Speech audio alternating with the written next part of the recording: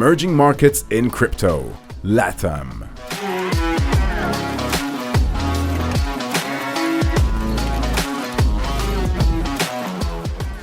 Hello? Can you hear me? So I know it's late. I know everybody had a good time today and yesterday. But this panel is going to bring all the heat from Latin America and Spain. So actually, we have people that have been in the industry for 12 years. Let's start with the ladies. Let's start with Mariangel Garcia, community lead. She used to work for Binance for 6 years, and now she's the community lead for BNB Chain. She also has about 10,000 subscribers and Platzi, one of the biggest Latin American education platforms in the industry. So big round of applause for Mariangel from Venezuela from BNB Chain. And also we have Bruno Sanmartin, at such a short age. He's only 20. He's the CMO of Prime Numbers. It's a protocol that's running right now in the XDC network. And he's helping a lot of communities to growth in the Spanish market. And last but not least, the living legend, Miguel Palencia, co-founder of Qtum Foundation and founder of Moonlight Metaverse. He's been nearly 11 years in the industry and is one of the biggest legends in the industry. So thank you so much. Bienvenidos a todos. We're going to speak English, of course, today, but I'm quite excited to start with the panel. So let's start with Mariangel. Everybody have their mic? Yeah? Hello. Hello. Is it? Yeah. You have it, yeah? Okay, guys. So, bienvenidos first. Thank you so much for being here. Let's go straight to the point, right? So, we're from Latin America. I'm from Spain. The usability of crypto is massive. Colombia, Venezuela, Argentina, big cases. Spain has one of the biggest trading volume in Europe. So the market is big. It's 800 million of people that speak Spanish. So it's a lot to growth. But recently, we have seen that grow even more exponentially. Let's talk about some of the key factors that are driving cryptocurrency adoption in Latin America and how they differ from other regions. Mariangel. Thank you, Andres. I think the answer is simple. It's crisis. People understand why financial alternatives are necessary. And this is something that the Latin America understood even before the rest of the world, because before COVID, there was an imminent adoption in Latin America. For example, Venezuela was on the top 3 countries with highest P2P volume on platforms like local Bitcoins and then Binance P2P. So for people having a solution for the very complicated financial system that's on the region was something that made sense. And you didn't have to struggle to make them understand why choosing this option than banks, than debit cards, credit cards, because all the infrastructure was collapsed. So for example, in Venezuela, this is something obvious. The banking system collapsed.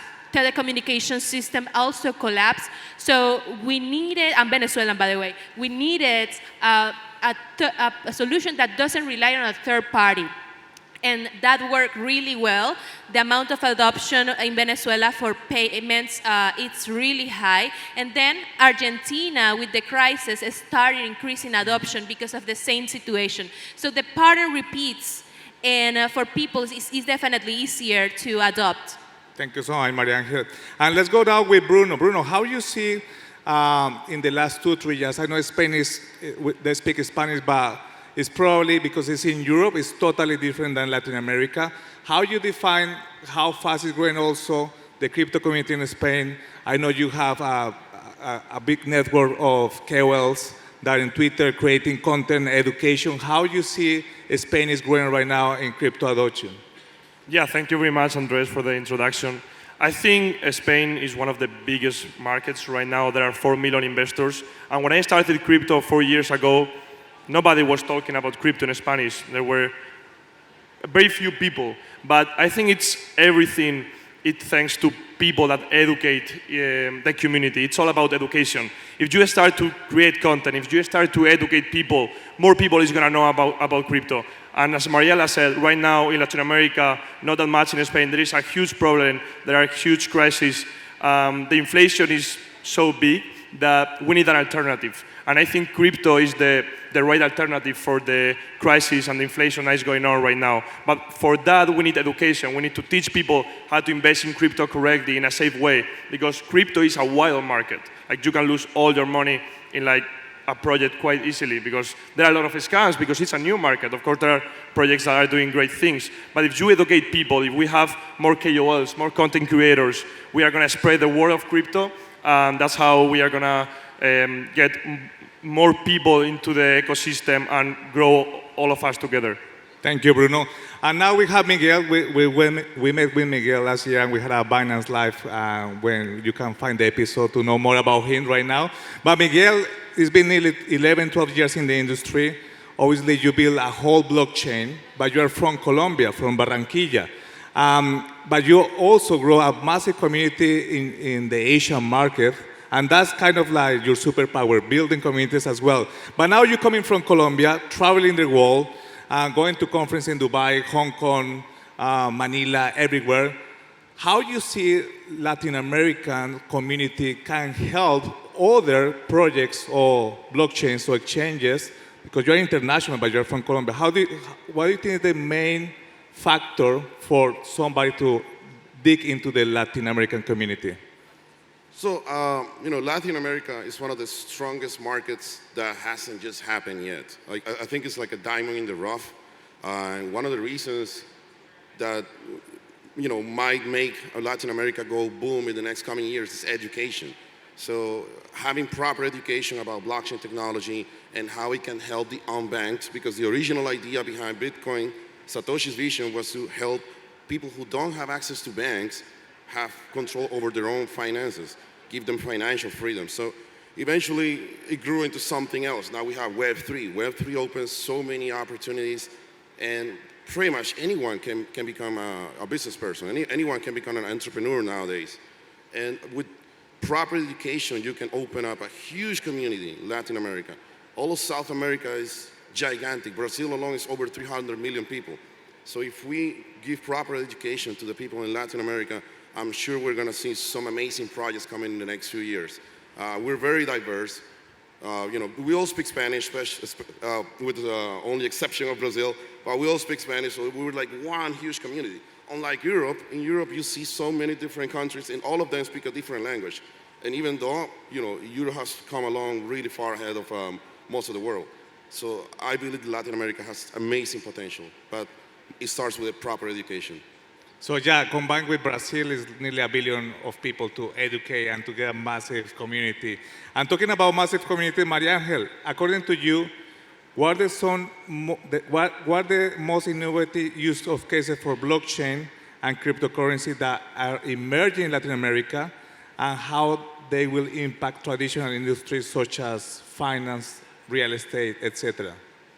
I think that the biggest innovation that we're seeing on the region comes from the fastest adoption, because, institutions and public and private sector, they are willing to adopt alternatives and become pioneers in the region. For me, that's innovation, because they are willing to take a step that other regions aren't. So, for example, Colombia a few weeks ago held the first legal session on the metaverse. Okay. That's innovation on the legal field. So being open to test it is a very good step. I think that once again, when it comes to innovation, one of the main blockers is education. And we know that the region is not as strong on that area, which is actually one of our key areas to improve and one of our priorities to work on, to provide technical resources to people who want to be developers, people who want to build products, entrepreneurs who have amazing ideas, but they don't find the resources and they don't have the ways to get into a school or some education system for that. So that's something good, is that in Spanish there's more content, there are more schools, there are more ed tech platforms available to solve this issue. And we are also on a stage of supporting those ideas. So I hope that in a matter of 3 or maybe 5 years, we will see more products that are innovating and impacting those markets that you mentioned, and that could compete on a level to projects that are, for example, from Europe or from Asia. Because, yeah, we need to work really hard on education to make it happen and to get products that are not only good ideas, but are also safe, robust, and allowing users to have a very good experience. Amazing. And I remember, Mariangel, we also have a Binance Live, and you were mentioning that helping developers, it will help the ecosystem. Finding the talent that develop new code, Yeah. it will help to develop new projects that are sustainable and reliable. Yeah, so by working on that for a year, I can tell you that there's a lot of work to do. I'm really happy to share that there are some strong ecosystems, for example, in Argentina, but Argentina is not Latin America, so we need to allow other countries to be able to reach those opportunities and make it more accessible for everyone. Amazing. Thank you, Mariangel. And now going with you, Miguel. So in your opinion, how can companies and organizations in the cryptocurrency industry can engage better with the LATAM community, and what steps can they take to build trust and credibility in the region? So, the crypto community in the region has been growing exponentially in the past few years. I remember when I started 10 years ago, nobody knew about it. Only very few people were starting to get into the crypto industry, mostly mining and everything that was going on back in the day. And as years have passed, people started to learn more and more about it. People started getting into trading, and they started getting into different options. But one trend I'm seeing, especially in my country, we started to our government started making regulations and kind of blocking things from happening before we even started to have tools for it. So that's why you don't really see a big exchange in Latin America. Most of the exchanges have presence in Latin America, for instance, Binance and a little bit Huobi and some of the others, but we don't have anything large right now happening in Latin America. And I think that's an issue that we need to overcome in the next few years in order for not just the community, for the industry to move forward. Okay. Thank you, Miguel. And now going with you, Bruno. So let's talk about the Iberia region, Spain, Portugal. What do you think is the best fact about the Spanish market that is enabling such a high adoption of crypto today? What is the best factor? I think the best factor is that we are very early. I think that's an advantage that we have. So you just have to get yourself out there. Because when I started in crypto 4 years ago, the Spanish market was very, very small. Just by creating content, I built a community of over 20,000 people. Just by creating content and putting myself out there, I was able to make business in the crypto market. So my advice to everyone on the Spanish markets, and it doesn't have to be on the Spanish market, on every market in the world, would be to just get yourself out there, create content, and gain experience over the time. That's going to make yourself someone with a lot of knowledge in the crypto, so you're going to be able to advise other projects and earn money from that. So I think that's the best fact for me about the Spanish region and Latin America, is that we are, of course, growing exponentially, but we are not as big, for example, as the Asian market. So if you know a little bit about crypto, you can just put yourself out there and make money out of it.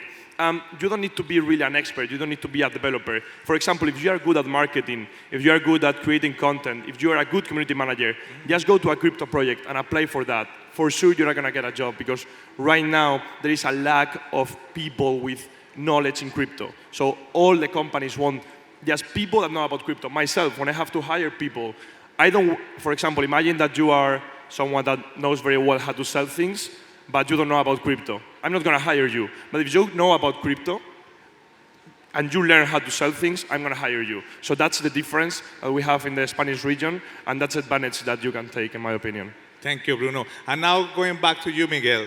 So, as I said before, you have so many companies in Web3, more than a decade, traveling the world, working with the Asian market, LATAM market, American market, UAE market.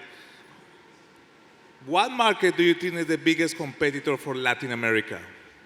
Sorry, the biggest influencer in Latin America for Web3 markets?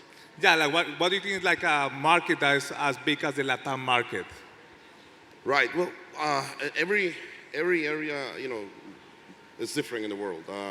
Asian markets behave in a very different way from North American markets and South American markets.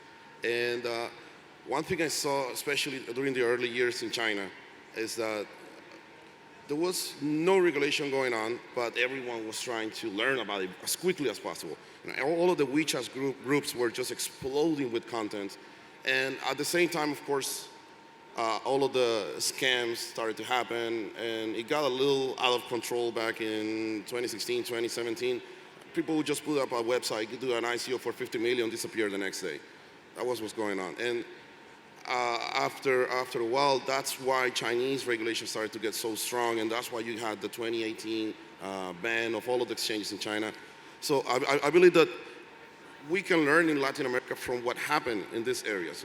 They were first, but that doesn't mean that they have to be the best. We can also follow what happened to them, learn about it, and do much better than they did. And essentially goes back to what I mentioned initially. We have to first educate people in Latin America. Binance is doing a great job with all of the workshops they're doing, and this has to grow further and further. Try to access as many universities as we can. Even high school people. High school kids nowadays, they're in 9th grade, they already know how to develop. So we can start making courses for them, incentivize them into getting into blockchain. Web3 minigames. Web3 minigames is a very easy task for most of the developers at a young age. So I think once we start doing this, we will open up a huge, huge, huge market in Latin America. Amazing. Thank you, Miguel. And now I'm going back to you, Mariangel. In terms of users on BNB chain, or developers or second layer, what are the top 3 countries in Latin America so people can look into them?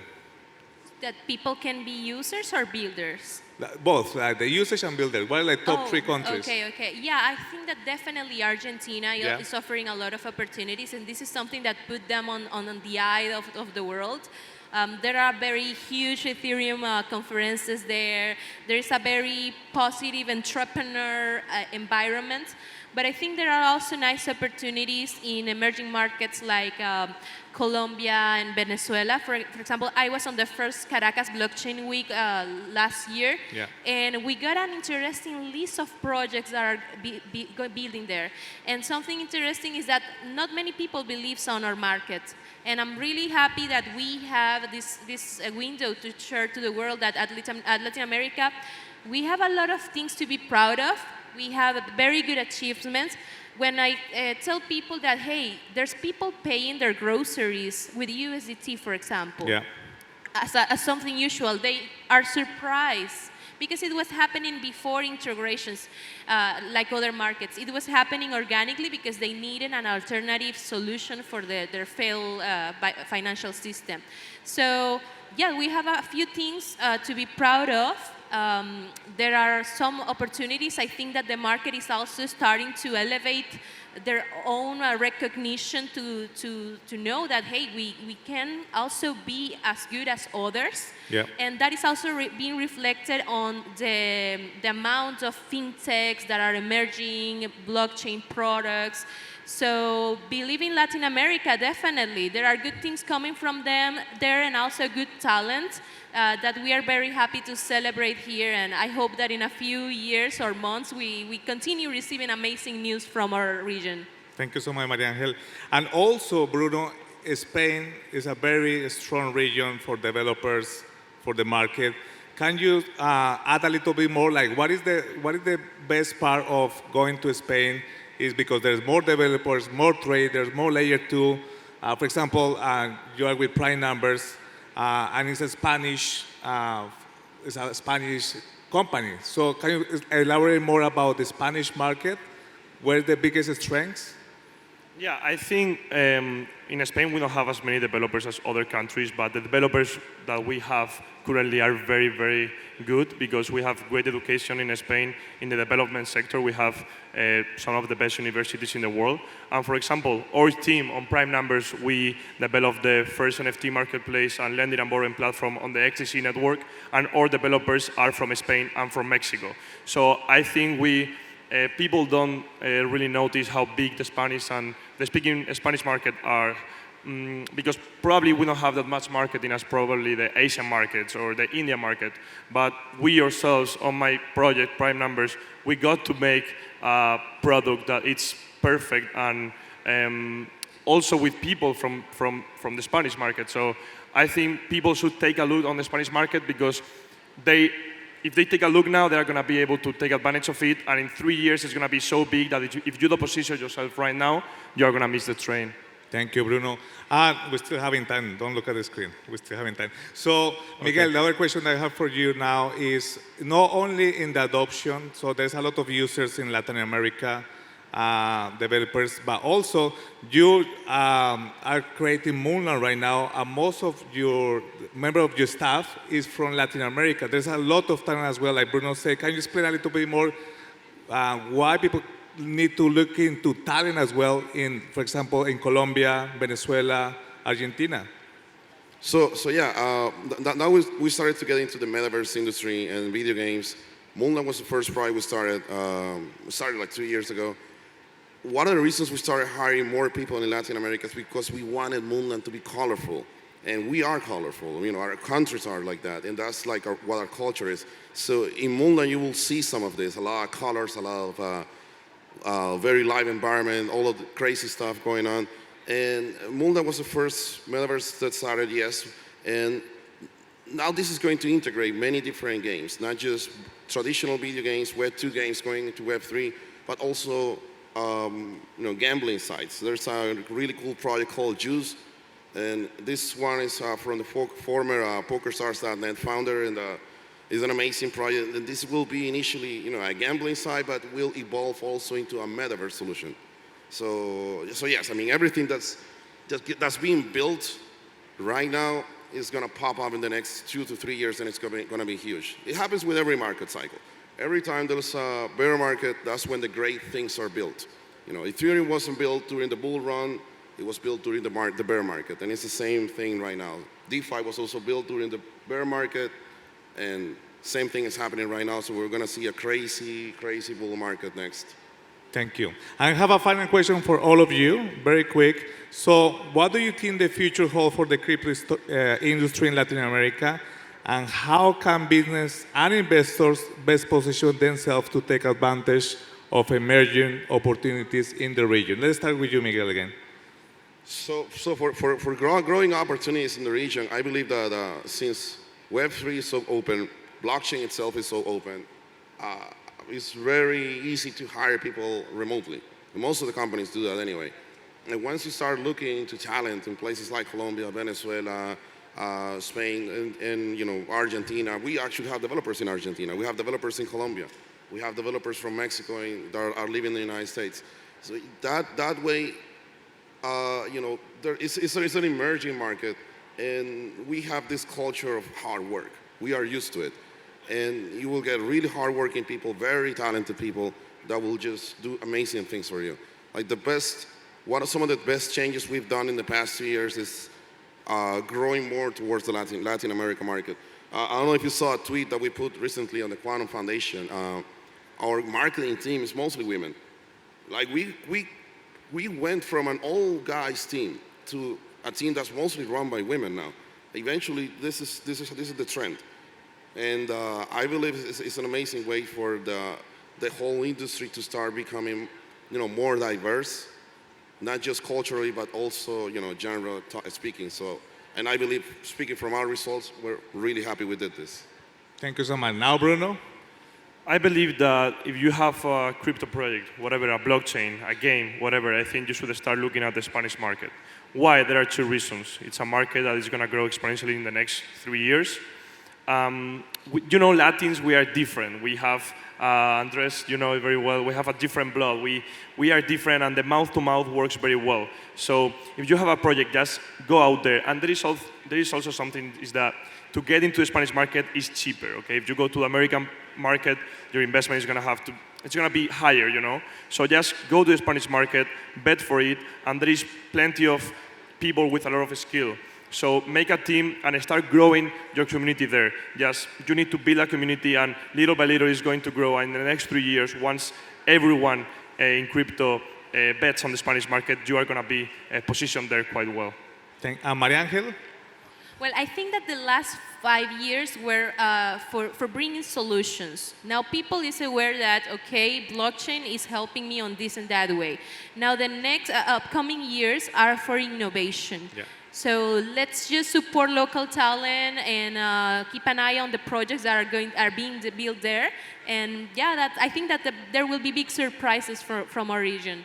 Thank you so much to Miguel, Bruno, and Mariangel, and thank you so much for listening to us. And let's keep growing the Latin American market. If you want to find out more, go and speak to these legends of the industry. Thank you so much. Muchas gracias a todos. Thank you, guys. Thank you all. Thank you so much.